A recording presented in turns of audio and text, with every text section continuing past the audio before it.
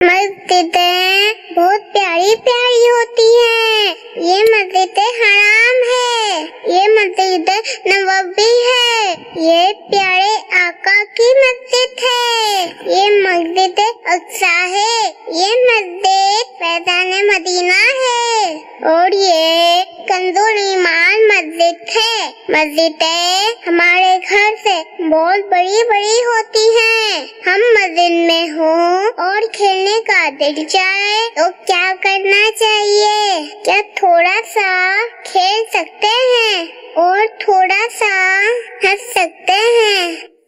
माशाअल्लाह, बहुत प्यारा और खूबसूरत सवाल। मस्जिद के माना सजदे की जगह, तो मस्जिद जो है नमाज के लिए बनाई गई है।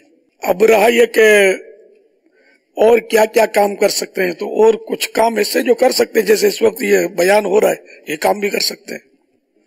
लेकिन खेल कूद का ये मैदान नहीं है, इसमें खेलने की भी इजाजत नहीं है और हंसने की भी इजाजत नहीं है।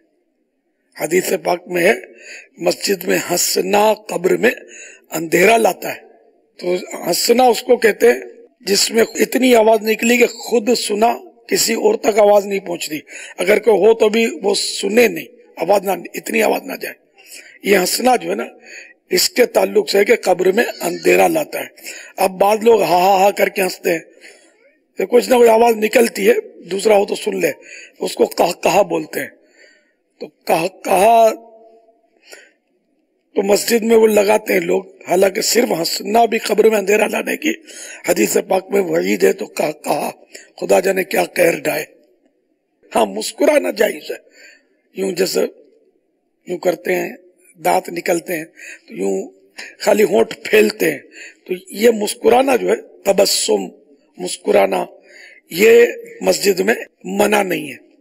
हाँ, बच्चे खेलते हैं मस्जिद में, तो बच्चों को तो इसका बेचारों को क्या गुनाह मिलेगा, लेकिन बच्चों को जो लाया है, जिसको पता है कि बच्चा खेलता है, तो बच्चे को लाने वाला, इसको पता है कि बच्चा शोर करेगा तो उसको लाना नहीं चाहिए।